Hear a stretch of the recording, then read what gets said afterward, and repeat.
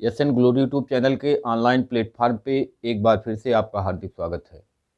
BEd first year UP TET, CTET, super TET में एक important chapter बुद्धि के बारे में हम चर्चा कर रहे थे।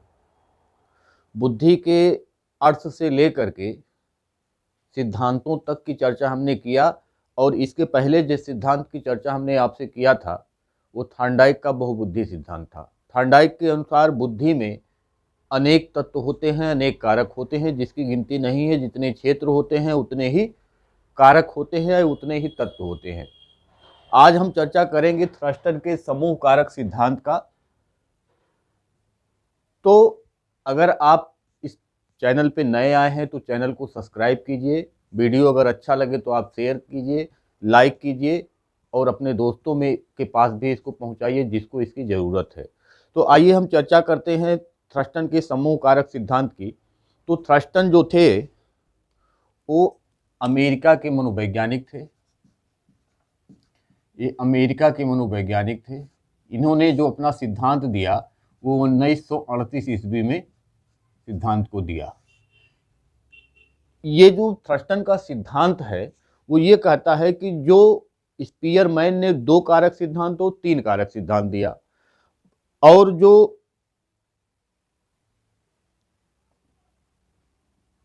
थॉर्नडाइक ने दिया वो बहुकारक सिद्धांत दिया। तो 2 कारक 3 कारक और बहुकारक के बीच का मार्ग थ्रस्टन ने चुना। ना तो 2 बताया, ना तो 3 बताया, ना तो बहुत बताया। इन्होंने कुछ प्राथमिक मानसिक योग्यताओं की बात की और इन्होंने कहा कुल 7 प्रकार की प्राथमिक मानसिक योग्यताएं हैं और जिसके आधार पे ही व्यक्ति जो है वो कोई क्रिया संपादित करता है। तो इन्होंने जो अपना सिद्धांत दिया वो 7 प्राथमिक मानसिक योग्यताओं पे दिया। तो ये प्राथमिक मानसिक योग्यताएं है क्या, इसकी चर्चा हम करें इससे पहले तो हम कह सकते हैं कि ये जो थ्रस्टन का सिद्धांत है ये स्पीयरमैन और थॉर्नडाइक के सिद्धांत का मध्यमार्गी है। मध्यमार्गी यानी ना तो इसके आधार पे दिया इन्होंने, ना तो इनके आधार पे, दोनों को मिला करके एक मध्यम मार्ग बना लिया। इन्होंने कहा कि ना तो 2 है, ना तो 3 है, ना तो बहुत है, बल्कि 7 प्राथमिक मानसिक योग्यताएं हैं। तो ना तो 2-3 माना, ना तो बहुत माना, इन्होंने बीच का माना 7 माना इन्होंने। और फिर इन्होंने कहा कि ये जो जी कारक होता है, जी कारक, इसको इन्होंने अस्वीकार कर दिया। इसको इन्होंने अस्वीकार कर दिया। उसके बाद ये कहे कि ये जो तमाम कारक होते हैं, तमाम जो तत्व होते हैं, ये समूह के रूप में कार्य करते हैं। समूह के रूप में कार्य करते हैं।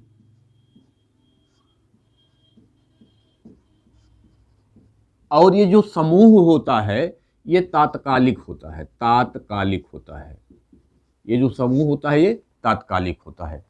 तो इन्होंने स्पीयरमैन और थॉर्नडाइक के बीच का मार्ग अपनाया। इन्होंने 7 प्राथमिक मानसिक योग्यताएं दिया और इन्होंने कहा कि तत्व जो होते हैं वो समूह के रूप में होते हैं, समूह में कार्य करते हैं और इनकी आपस में ये जो तत्व होते हैं, ये तत्व जो होते हैं वो स्वतंत्र होते हैं। ये तत्व जो होते हैं वो स्वतंत्र होते हैं, या इसी को कहा जाए कि प्राथमिक मानसिक योग्यता, पीएमए, प्राइमरी मेंटल एबिलिटी। जो पीएमए होता है वो क्या होता है, स्वतंत्र होता है। यानी जो प्राथमिक मानसिक योग्यताएं 7 प्रकार की बताया उसको इन्होंने कहा कि ये अलग अलग होती हैं और स्वतंत्र होती हैं, लेकिन जब कोई कार्य करता होता है क्रियात्मक रूप से, जब इनको अपने आगे आना होता है तो ये आपस में एक समूह बना लेती हैं और वो कार्य संपादित हो जाता है और फिर अपने अपने जगह पे चले जाते हैं और स्वतंत्र हो जाते हैं। तो इन्होंने तत्व को कहा है कि ये स्वतंत्र होते हैं, या पीएमए जो होता है वो स्वतंत्र होता है। प्राथमिक मानसिक योग्यताएं जो होती हैं वो स्वतंत्र होती हैं, लेकिन जरूरत पड़ने पर वो समूह का निर्माण करते हैं और अपने कार्य को वो संपादित कर लेते हैं। तो इस प्रकार से जो पीएमए है वो स्वतंत्र होता है, लेकिन कार्यकारी रूप से उसमें सहसंबंध पाए जाते हैं और एक दूसरे के करीब आकर के वो कार्य को निपटाते हैं और कार्य करते हैं। तो इस प्रकार से इन्होंने स्वतंत्र माना उसको। उस इनका जो है वो कारक विश्लेषण पद्धति के आधार पे, कारक विश्लेषण पद्धति के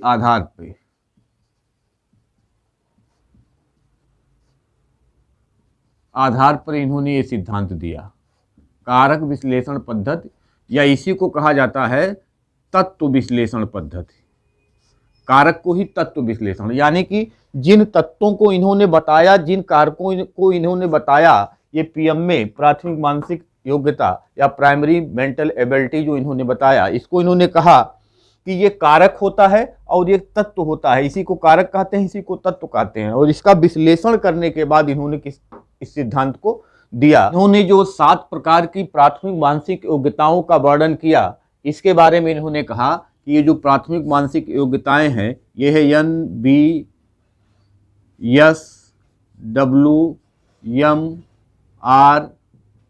RMRP। ये NBSWMRP ये क्या है? यही 7 प्राथमिक मानसिक योग्यताएं हैं। 7 प्राथमिक मानसिक योग्यताएं। तो 7 प्राथमिक मानसिक योग्यताएं कौन कौन सी हैं, इसकी अगर हम चर्चा करें तो 7 प्रकार की जो यन है यहाँ, तो यन का मतलब हो गया कि number ability, number NUMBER, number ability, number ability. इसी को कहते हैं आंकिक योग्यता। दूसरे की अगर हम बात करें, वी का है वर्बल एबिलिटी, वर्बल एबिलिटी, ये है शाब्दिक योग्यता, शाब्दिक योग्यता। तीसरे की बात करें तो स्पिरिचुअल एबिलिटी, स्पिरिचुअल एबिलिटी ये है स्थानिक योग्यता, स्थानिक योग्यता। W का हो गया वर्ड फ्लुएंसी,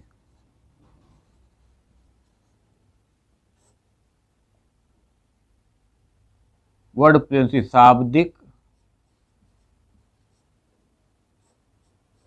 प्रवाह। उसके बाद यम है मेंटल एबिलिटी, स्मृति योग्यता, स्मृति योग्यता। उसके बाद है आर का मतलब हो गया reasoning, reasoning ability, reasoning ability. और पी का मतलब हो गया परसेप्चुअल एबिलिटी, परसेप्चुअल। रीजनिंग का मतलब तर्क वाला, तर्क योग्यता। और इसका हो गया प्रेक्षण योग्यता, प्रेक्षण योग्यता। ये 7 हो गया। नंबर 1 हो गया, नंबर 2 हो गया, नंबर 3 हो गया, नंबर 4 हो गया, नंबर 5 हो गया, नंबर 6 हो गया और नंबर 7 हो गया। ये 7 प्रकार की प्राथमिक मानसिक योग्यताएं, इसी को कहा गया कि ये प्राथमिक मानसिक योग्यताएं हैं। ये जो भी हैं ये क्या है? प्राथमिक मानसिक योग्यता। पीएमए यही है, ये 7 मिला करके पीएमए होता है। तो प्राथमिक मानसिक योग्यताएं जो होती हैं, इन्हीं के आधार पे कोई कार्य संपादित होता है। सबसे पहले इन्होंने बताया नंबर एबिलिटी, आंकिक क्षमता। जैसे नंबर एबिलिटी जो होता है वह किसके अंदर होता है? जिसको गणित ज़्यादा आता है, जिसको तर्क करने की क्षमता ज़्यादा होती है, जिसमें अमूर्त चिंतन की क्षमता ज़्यादा होती है, वो नंबर एबिलिटी वाली क्षमता है। दूसरा इन्होंने कहा वर्बल एबिलिटी, शाब्दिक, शब्दों के प्रवाह को जो बोल लेता है, शब्दों, जिसके पास शब्दों का जितना भंडार होता है, कवि हो गया, लेखक हो गया, उसके पास शब्दों का भंडार होता है, तो ये योग्यता उसके पास होती है। स्पिरिचुअल एबिलिटी, स्थानिक क्षमता का मतलब कि एक जो स्थानों के बारे में जो योग्यता होती है जानने के बारे में, कल्पना के बारे में भी हम कह सकते हैं कि एक जो कलाकार होता है वह देख करके किसी के चित्र को बना देता है। क्यों बनाता है? क्योंकि उसके पास ये स्थानिक क्षमता होती है, कल्पना की क्षमता उसके अंदर ज्यादा होती है, किसी भी स्थान के बारे में समझने की क्षमता ज्यादा होती है। उसके बाद वर्ड फ्लुएंसी, शाब्दिक प्रवाह, कोई कितने फ्लुएंसी से बोल सकता है, अपनी बात को कितनी धारा प्रवाहिता से रख सकता है, ये शाब्दिक प्रवाह हो गया। मेंटल एबिलिटी, स्मृति क्षमता, कि व्यक्ति के अंदर जो समझने सोचने की शक्ति है, जो उसको याद करने की शक्ति है, वही स्मृति योग्यता है। धारण करने की जो शक्ति होती है वही स्मृति योग्यता होती है। रीजनिंग का मतलब तर्क करने की जो योग्यता है, कोई क्यों हुआ, कैसे हुआ, कारण सहित जानना, ये तर्क होता है। और परसेप्शन का मतलब हम प्रत्यक्षण क्या करते हैं, किसी घटना को, किसी वस्तु को देख करके हम प्रत्यक्षण किस प्रकार से करते हैं, तो ये हो गया हमारा प्रेक्षण योग्यता। तो ये 7 प्रकार की प्राथमिक मानसिक योग्यताएं ही कार्य करती हैं जब हम किसी कार्य को करने जाते हैं। तो किसी कार्य को करने के लिए 7 प्रकार की प्राथमिक मानसिक योग्यताओं की जरूरत होती है। और इसी को इन्होंने कहा कि ये अलग अलग तो हैं, लेकिन कार्यकारी रूप से ये आपस में मिलते हैं, समूह बनाते हैं और किसी कार्य को ये संपादित करते हैं।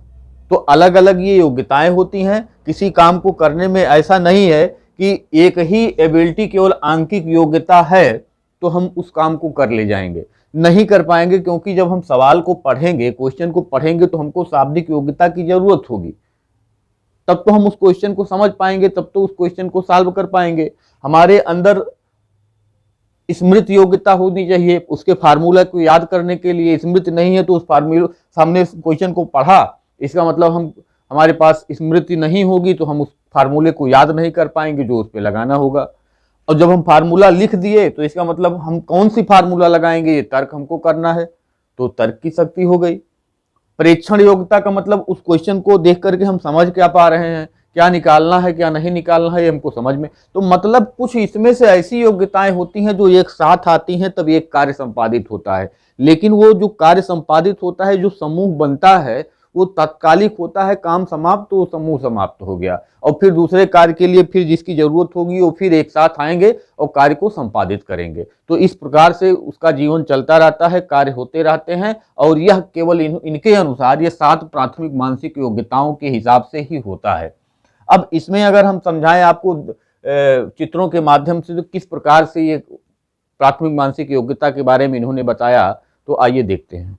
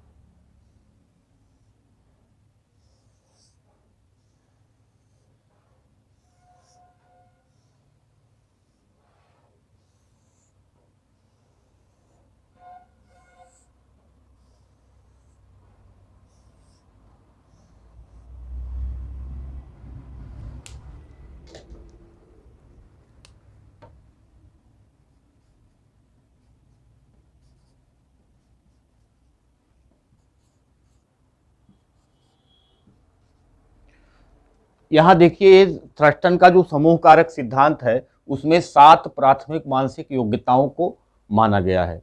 तो 7 प्राथमिक मानसिक योग्यताएं number ability, verbal ability, spiritual ability, word fluency, memory ability, reasoning ability और परसेप्चुअल एबिलिटी, ये 7 प्राथमिक मानसिक योग्यताएं हैं। अब इन्होंने कहा कि जब जरूरत होती है तो इसमें कोई 2, कोई 3, कोई 4, जिसकी जिसकी जरूरत होती है वो एक साथ आते हैं, उस कार्य को संपादित करते हैं।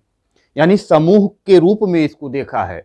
होते तो स्वतंत्र हैं, इसका देखिए सब अलग अलग हैं, सब स्वतंत्र हैं, लेकिन जब जरूरत पड़ेगी तो ये आपस में सहसंबंध बनाएंगे और उस कार्य को संपादित करेंगे। और जो ये सहसंबंध बनता है, जो इकट्ठा होते हैं, वो तात्कालिक होता है, फिर वो अपने स्थान पे चले जाएंगे और फिर दूसरे कार्य को करने के लिए फिर वो एक साथ आएंगे। तो इसको हम कह सकते हैं कि जैसे मान लीजिए कोई काम करना है जिसमें इन तीनों की जरूरत है, तो ये ऐसे एक साथ आएंगे, ऐसे समूह बनाएंगे, ऐसे एक साथ आ गए, हो गए। मान लीजिए कोई कार्य है जिसमें इन तीनों की जरूरत है, तो ये ऐसे आ गए, ऐसे एक साथ हो गए। कोई कार्य है जो जिसमें इन तीनों की जरूरत है, तो इस प्रकार से एक आपस में मिल जाएंगे। इनकी ज़रूरत है, इन दोनों की ही कोई ज़रूरत है, तो ये आपस में ऐसे मिल जाएंगे। इन दोनों की ज़रूरत है तो ये आपस में ऐसे मिल जाएंगे। तो समूह ये जो बनता है ये तात्कालिक होता है। कोई कार्य ऐसा करना है जिसमें इन दोनों को रीजनिंग का काम है और मेमोरी का काम है, तो ये दोनों एक साथ आएंगे, उस काम को संपादित करेंगे, फिर अपने अपने जगह पे चले जाएंगे। कोई ऐसा कार्य है जिसमें मान लीजिए नंबर एबिलिटी और वर्बल एबिलिटी दोनों का काम है, दोनों आएंगे और काम संपादित करेंगे, फिर उसके बाद अपने अपने जगह पे हो जाएंगे। कोई ऐसा कार्य है जिसमें NVSW यानी नंबर, वर्बल, स्पिरिचुअल और वर्ड फ्लुएंसी चारों का काम है, तो ये चारों एक साथ आएंगे, काम करेंगे, उसके बाद अपने अपने जगह पे। यानी वो जो समूह बनता है वो क्यों बनता है? क्योंकि उस काम को करने के लिए इतनी सारी योग्यताएं होनी चाहिए, तो वो साथ आते हैं, उस काम को संपादित करते हैं और फिर अपने अपने जगह पे ये वापस चले जाते हैं। तो यही थ्रस्टन का समूह कारक सिद्धांत है। इन्होंने 7 प्रकार की प्राथमिक मानसिक योग्यताओं को दिया और इन्होंने कहा कि ये एक दूसरे से स्वतंत्र होते हैं, लेकिन जरूरत पड़ने पे जब कोई कार्य करना होता है तो जिसकी जिसकी जरूरत है वो एक साथ आते हैं और उस कार्य को संपादित करते हैं। तो ये था थ्रस्टन का समूह कारक सिद्धांत, जो कारक विश्लेषण पद्धति या तत्व विश्लेषण पद्धति के आधार पर दिया गया। उसमें सभी तत्वों का विश्लेषण करके इस सिद्धांत को प्रतिपादित किया गया। ये अमेरिकन मनोवैज्ञानिक थे और 1938 ईस्वी में इन्होंने इस सिद्धांत को दिया था।